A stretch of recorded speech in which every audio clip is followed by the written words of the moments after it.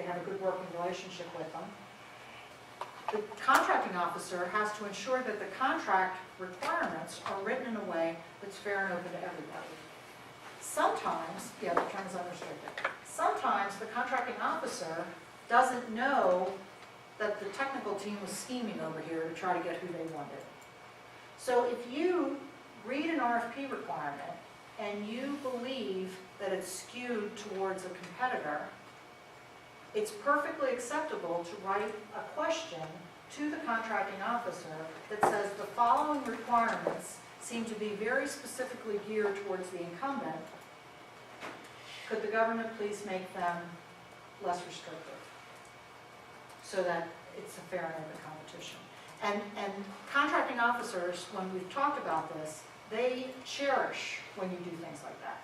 Because what can happen is if these requirements are so biased and you go through this whole procurement process and everybody works and works and works and works to get this thing done and award it, and then one of you companies who lost protest that the requirements were so restrictive and so geared towards one company, the protest is going to be upheld and they're back to ground zero trying to do all this again.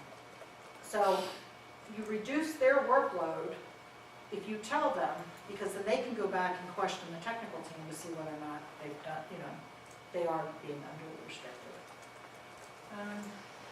Can we finish this section and then we'll take a break? Yeah, well, it's 55 cents. Sorry, I misled. It went up January the 27th. Okay. 55 cents a flipping stamp now. And they wonder why email is so proud. Okay, but seriously, you can write a letter and send it to San Diego. How about 3,000 miles away? 55 cents. Yeah, we used to do it for a penny, for God's sake. Come on. I'm not as old as you, I don't know. I get that. I get that. And I'm going strictly on what my grandmother told me. However. Our kids, Yeah. do some of them accept emails now, or does it have to be a written letter? I don't know the answer to that I question. think that you can send it by email and follow up with your hard copy. Yeah, The date would be the date of the email, if you have 3 days to respond. yeah. They accept so much by email now. I mean, all the RFPs go in as a PDF, right? Searchable Most PDF of now. them, yeah. So, Yeah, the problem is that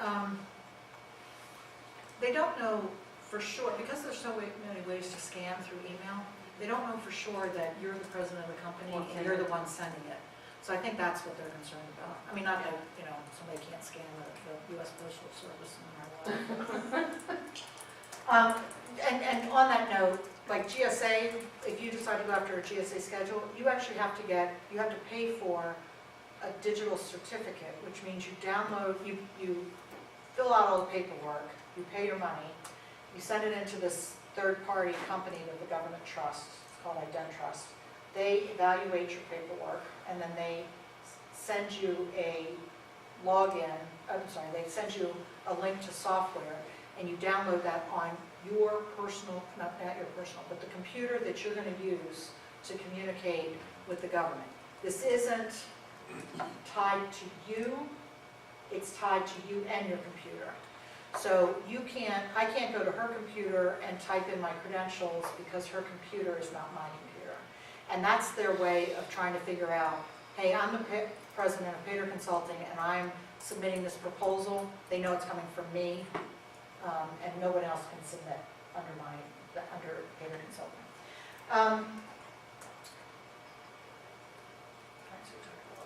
So methods to follow protests, we talked about, it can go directly to the agency. The second way is that it can be followed directly with Government Accountability Office. This used to be Journal Accounting Office, but it's now Government Accountability Office. And it's known as a formal protest. It has to be followed in writing. I think that answers the email question.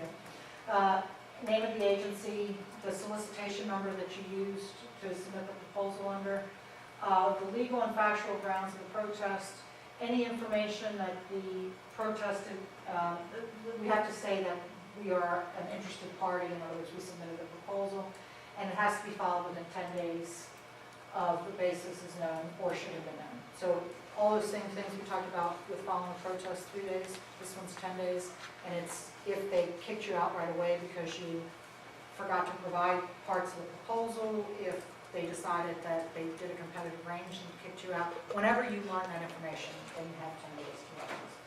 One of the things that's important to know is that you personally cannot lodge the protest.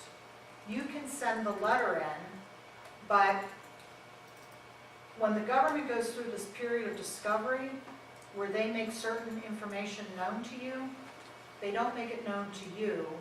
You have to hire a third-party attorney.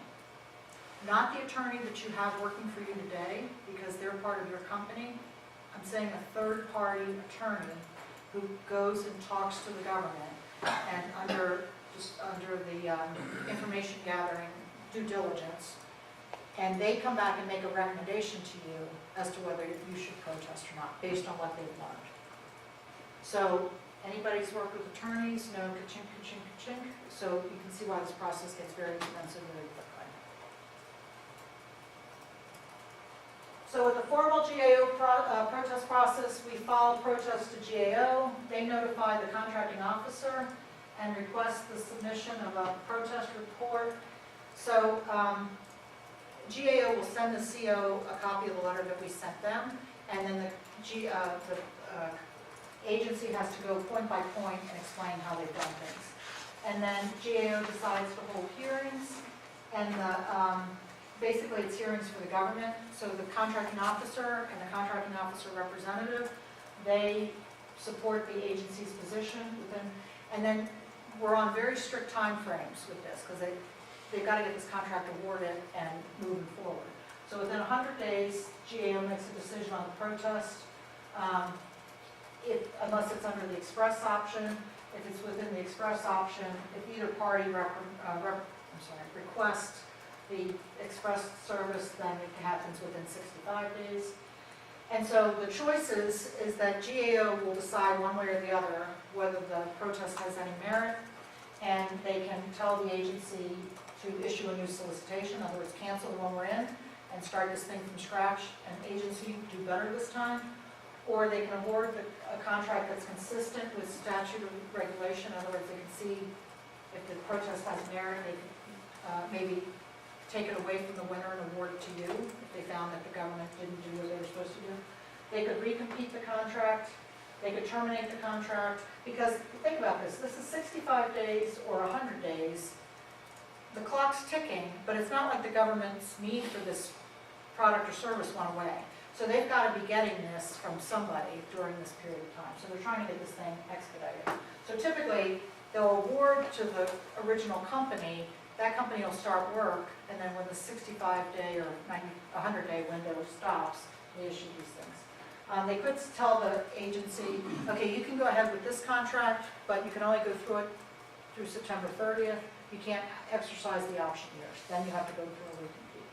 Or follow GAO recommendation to promote compliance. So those are the options of a a protest scenario. Something else to keep in mind as we go through, everything we've talked about so far has been the government has stated a need through the RFP, and we've responded with a proposal. You could do an unsolicited proposal. So an unsolicited proposal means the government hasn't come up with this requirement. There's nothing out there that's active, nothing that they have out there on February's ops. But you could say, I have a brand new product. Go back to your product. I have non-skid, when the floor gets wet, I have a solution that will handle that. He could put a proposal, Sean could put a proposal together, an unsolicited proposal, and send it to various agencies, just describing what the product is. And there's requirements for what needs to be in an unsolicited proposal. But it's basically on your own volition, you put this proposal together and you submit it over to the agency. And then the agency has to decide whether or not it's in the government's best interest to do this. Okay? So if they have just had 3 lawsuits because people slid on the floor when it was the marble floor of HHS because it was raining outside, they may see that this is a valuable solution, and they can contract directly with Sean, either through micro purchases or through the small acquisition threshold, any of these type avenues to procure this product. Even though they didn't have any, they didn't think, like when they woke up this morning, they didn't think they needed it, they didn't know about it, but now all of a sudden they can't live without it, right? It's got to be independently, it's got to be innovative and unique. It's got to be independently originated and developed by the author. So this needs to be your thing. Prepared without government supervision, endorsement, or direction. And it's got to include enough detail so that they can determine whether or not it would benefit the government. And one thing they won't let you do is, if I know that they're coming up with a requirement for leadership training, because I've looked at their budget and I know it's going to come out, the RFP is going to come out in July, and I'm thinking to myself, oh, I can really get a jump start on this. I have an innovative solution. I've got Edgit and I've got this course material developed. I'm going to submit an unsolicited proposal now. They're not going to even look at it because they know what's in their budget. They know that I've seen what's in their budget, and they're not going to come back and allow me to do that. How do they evaluate it? They make sure that it contains unique, innovative, and meritorious methods, approaches, or concepts. That it has overall scientific, technical, or socioeconomic merits. So we talk about your cleaning project, right? It's innovative. There's nothing out there in the market. It's got socioeconomic merits from the perspective that you're a small business owner and located in a hub zone area, and that it's got a potential contribution. Well, the agencies have to keep their people safe, and if people are suing the government and causing big lawsuits to happen, that's taking money away from the mission, so it's got to support there. It has to be rejected if the government could get that same formula from one of their existing sources, like Ability One or the Federal Prison Industries.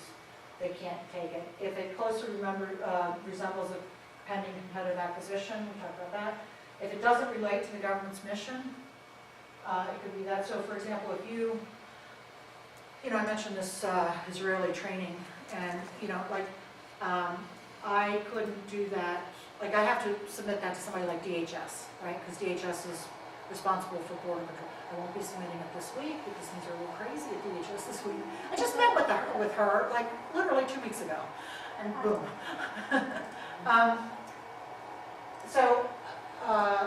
I wouldn't submit that proposal to USAID, because USAID is all about building up communities around the world and helping them get water and things like that. What? I could do it to Department of State, right? So you have to pick which agencies have something about protecting American citizenry in their mission. Otherwise, they're going to say, it just doesn't make sense. And the proposal does not demonstrate innovative or unique method. If they see that it's same old, they won't do it. Just one more slide to finish. How does the government accept an unsolicited proposal? So keep in mind, they still have to go through their procurement channels. They still have to be fair and equal. You're the only provider that brought this unsolicited proposal in, so they have to verify that your costs are reasonable. They conduct, negotiations with you to try to get you to come down a little bit in your price. They send your proposal to their technical team for an evaluation. Now, obviously, they don't have the formal solicitation evaluation because they didn't know you were sending in a proposal today.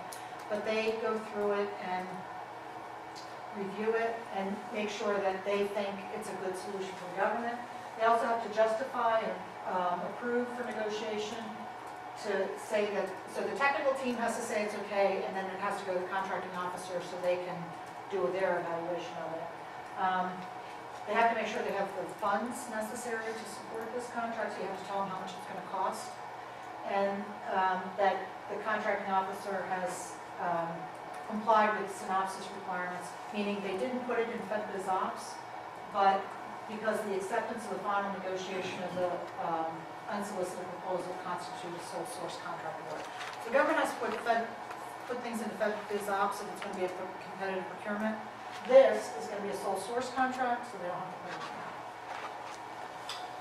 Okay. Do they have to put out like a notice that they are buying a sole source? Sometimes we see that, it's on, it Yeah. says we intend to award a sole source contract. Yeah, after it's been sort of guaranteed that it's done. Yeah, because they have to make it available so that if I have a product that competes with him, I can go in next time and say, okay, when you recompete Sean's contract, I'm gonna put my proposal in. All right, let's take a break.